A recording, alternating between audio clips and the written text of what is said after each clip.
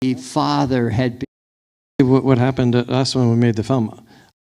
There's a new question we hadn't thought about. And that's what.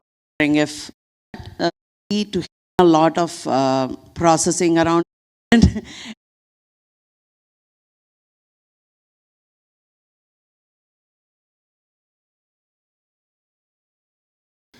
And I wish the young woman was here as well. I think she took a tremendous amount of courage for her to do what she did. As far as the idea of having a framework, well, please put the microphone. Yeah. Hi, my name's Brian, and I just want to take an opportunity. I want to thank you for taking the risks that you did. Please put the microphone. Yeah. Yes, I want to thank you and congratulate you on your accomplishment in making this film. And I wish the young woman was here as well. I think she took a tremendous amount of courage for her to do what she did. As far as the idea of having a framework sequentially established for a clinician to be able to access alongside or in partnership with the story writing, like a screenplay arc for creating a narrative at the very, very foundations of the idea that you have, I think it's extraordinarily powerful and extraordinarily important. All cameras to be, but cameras or no cameras, what this can do is help to create a different narrative within a therapeutic setting that can help a person to bring together these pieces. And in a way, it's probably a priceless foundation that you're laying. That's one of our steps, actually, in the protocol, is writing the written narrative after we have. We just talked about the embodied investigation tonight, where they go out and collect all of the different stories and data and facts, basically. And then we also have a step that's very much focused on writing a written narrative before a personal interview is filmed. And we also have a recovery of context step where the embodied investigation, you're collecting all these different artifacts and things, and we encourage them to then sit with the clinician and review what they brought in, whether it's old photographs, and we talked about that tonight, or meaningful objects, or what they experience when they go to different locations. The idea of that recovery of context is not only to provide the clinician with a deeper opportunity to go into those meanings, the meaning behind those things, but also to help the client to write their written narrative that they'll ultimately present in their film. So that's great. Yeah. And that sounds like that's an excellent secondary piece.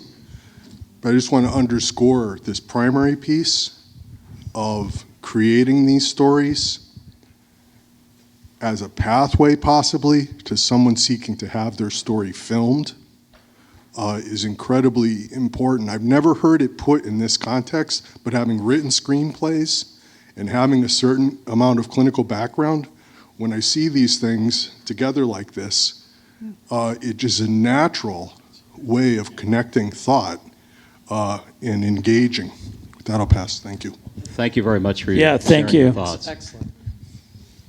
I just wanted to say that was exactly Bessel's reaction when he saw their film. I saw their film 3 years ago. I was amazed. Bessel happened to be in town. I happened to be going over there for dinner the next night. He watched their film. He was absolutely bowled over along just the lines you laid out there, exactly as you were. I just felt like I had to say it out loud. I feel so moved by all of you and by this, I don't know, this creative way of dealing with trauma. I'm a filmmaker and a clinician and I'm a professor, and my mind is just going in a million directions of like how to use this. So love it. Like next year, can you do a hands-on workshop for clinicians here on sort of Yes. how to bring this? Yeah. Yeah, we plan to do that exactly. So. Okay, well, good. I'll be there. Thank you. Can you pass it down the road to this gal right here? Get her card too, would you please? Yeah. Can you And please, Terry? definitely you, definitely several others I've spoken to. Don't leave without giving us your contact information. We'd love to pick your brains, to learn from you, to put things in front of you, to see what you think. The more people involved, the more brains working together. That's what we're aiming for. So we're hoping to hear from, to involve some of you as we move this forward. This is brand new. This is just a little progress report. This is not our film.